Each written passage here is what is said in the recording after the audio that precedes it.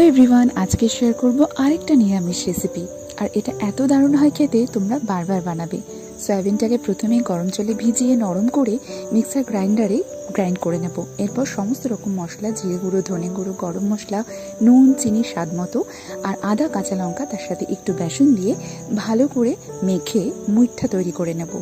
এরপর মুইঠাগুলোকে গরম তেলে একটু লাল লাল করে ভেজে নেব। তারপর লম্বা করে কাটা আলুগুলোও ভেজে নেব একটু লাল লাল করে। আলু ভেজে নেওয়ার পর ওই তেলেই গোটা গরম মশলা, গোটা জিরে আর তেজপাতা ফোড়ন দিয়ে একটু ভেজে কেটে রাখা টমেটোগুলোকে দিয়ে নুন দিয়ে একটু ভেজে নেব টমেটোগুলো সেদ্ধ হয়ে যাওয়া পর্যন্ত।